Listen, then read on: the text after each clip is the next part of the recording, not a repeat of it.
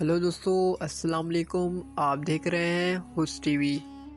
دوستو، آج میں آپ کو حضرت نوح علیہ السلام کی مصیبتوں اور تکلیفوں کے بارے میں بتاؤں گا، لیکن مزید اس ویڈیو کو شروع کرنے سے پہلے ہماری ویڈیو کو لائک کریں، کمنٹ باکس میں اپنی رائے کا اظہار ضرور کریں اور ہمارے اس چینل کو ضرور سبسکرائب کریں اور نوٹیفیکیشن پہ بنے ہوئے بیل آئیکن کو ضرور کلک کریں تاکہ ہر نئی آنے والی ویڈیو آپ کو ملتی رہے۔ دوستو، حضرت نوح علیہ السلام کو اللہ تعالیٰ نے 40 برس کی عمر میں نبوت عطا فرمائی۔ طوفان سے پہلے آپ مسلسل اپنی قوم کو وعظ و تبلیغ کرتے رہے، جس کے جواب میں ان کی قوم انہیں سخت ترین اذیتیں دیتی رہی۔ حضرت ابن عباس بیان کرتے ہیں کہ رسول اللہ صلی اللہ علیہ وآلہ وسلم فرمایا، کسی نبی کو اپنی قوم کے ہاتھوں اتنی تکلیف اور اذیت نہیں پہنچی جتنی حضرت نوح کو اپنی قوم کے ہاتھوں برداشت کرنا پڑی۔ کافر انہیں ڈراتے دھمکاتے اور تبلیغ سے باز رکھنے کے لیے اس قدر تشدد کرتے کہ وہ بے ہوش ہو جاتے کہ ان کی قوم سمجھتی کہ اب یہ مر چکے ہیں، چنانچہ انہیں کمبل میں لپیٹ کر کسی مکان یا ویرانے میں ڈال دیتے، لیکن جب انہیں ہوش آتا تو دوبارہ اپنی قوم کو راہ حق پر بلانے میں مصروف ہو جاتے۔ حضرت نوح علیہ السلام مسلسل 9.5 سال تک اپنی قوم کو دین حق کی دعوت دیتے رہے اور رات کی تنہائیوں میں اپنے رب سے قوم کے لیے دعائیں بھی کرتے رہے، لیکن اس طویل ترین جدوجہد میں ان کے اہل خانہ سمیت صرف 80 افراد ایمان لائے۔ آخرکار وہ لمحہ بھی آ گیا جب آپ نے قوم سے مایوس ہو کر اپنے رب کے سامنے اپنی معروف ذات پیش کی، جیسے سورہ نوح کی آیت 5 سے 20 کے دوران بیان کیا گیا ہے۔ ان گزارشات کے بعد انہوں نے بارگاہ خداوندی میں رقت آمیز دعا کی۔ بارگاہ الہی میں حضرت نوح علیہ السلام کی گزارشات قبول ہوئیں اور عرش الہی سے حکم نازل ہوا، اے نوح، تمہاری قوم میں سے جو لوگ ایمان لا چکے ہیں ان کے سوا اب کوئی اور ایمان نہیں لائے گا۔ تم جو کام کر رہے ہو ان کی وجہ سے غمگین نہ ہو اور ہمارے حکم سے ہمارے روبرو ایک کشتی بناؤ، اور ان کافروں سے متعلق اب کوئی گفتگو ہم سے نہ کرنا، کیونکہ یہ سب لازمی طور پر غرق کر دیے جائیں گے۔ اللہ تعالیٰ نے حضرت نوح علیہ السلام کو یہ حکم بھی فرمایا کہ فلاں درخت اگاؤ جس کی لکڑی سے تم کشتی بنا سکو۔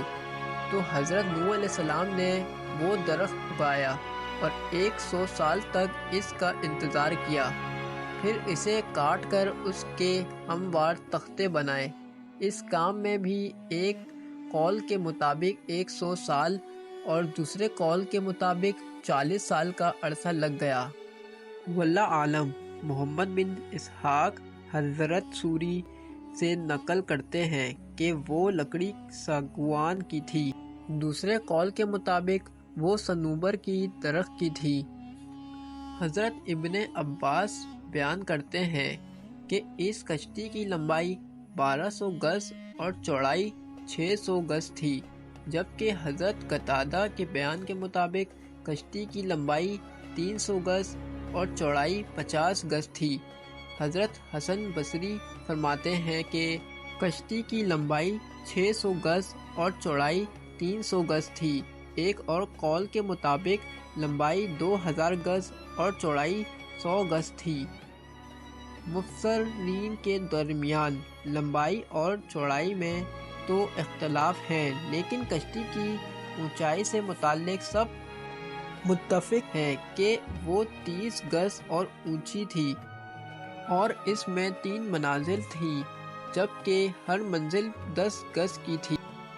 سب سے نچلی منزل عام حلال جانوروں اور وحشی جانوروں کے لیے، درمیانی انسانوں کے لیے اور بالائی منزل چرند پرند کے لیے مختص کی گئی۔ کشتی کا دروازہ چوڑائی میں تھا اس کے اوپر ایک ڈھکن تھا جس سے وہ بند کر دی جاتی تھی۔ گویا وہ کشتی آج کے زمانے کی عظیم آبدوز تھی۔ حضرت سوری فرماتے ہیں کہ اللہ تعالیٰ نے حضرت نوح علیہ السلام کو حکم دیا تھا کہ کشتی کے اندرونی اور بیرونی حصوں میں اور نیچے ہر جگہ اچھی طرح تارکول ڈامر مل دینا تاکہ پانی اندر نہ آ سکے، اور کشتی سامنے کے حصہ اٹھا ہوا ہو تاکہ وہ پانی کو چیر سکے۔ کشتی تیار ہو چکی تھی، اور پھر ایک دن اللہ تعالیٰ نے حکم دیا کہ اب تم اس کشتی میں ہر قسم کے جانوروں میں سے جوڑے یعنی ایک نر اور ایک مادہ سوار کر لو، اور اپنے گھر کے لوگوں کو بھی سوائے ان کے جن پر پہلے سے بات ہو چکی ہے، اور سب اہل ایمان کو بھی جن کی تعداد بہت ہی کم تھی۔ اللہ تعالیٰ کے حکم کے مطابق حضرت نوح علیہ السلام نے ہر ذی روح مخلوق کا ایک ایک جوڑا کشتی میں رکھ لیا۔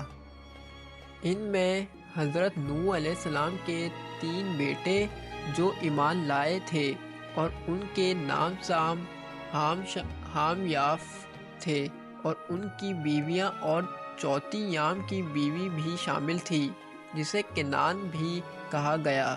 وہ کافر تھا اور اس طوفان میں غرق ہو گیا، جبکہ اس کی بیوی مسلمان ہونے کی وجہ سے کشتی میں سوار تھی۔ حضرت نوح علیہ السلام نے سب کو کشتی میں سوار کروا کے اس کے دروازے سختی سے بند کر دیے اور خود عبادت الہی میں مصروف ہو گئے۔ ابھی کشتی میں سوار ہوئے کچھ ہی دیر ہوئی تھی کہ طوفان کے آثار ظاہر ہونے لگے، اور دیکھتے ہی دیکھتے زمین کے ہر گوشے سے پانی ابلنے لگا۔ آسمان سے ہونے والی قیامت خیز بارش ہر شے کو بہا لے جانے کے در پہ تھی، لیکن حضرت نوح علیہ السلام کی کشتی انہیں اور ان کے ساتھیوں کو اپنے دامن میں سمیٹے اللہ کے حکم سے اور اس کی حفاظت میں خطرناک موجوں کے درمیان رواں دواں تھی۔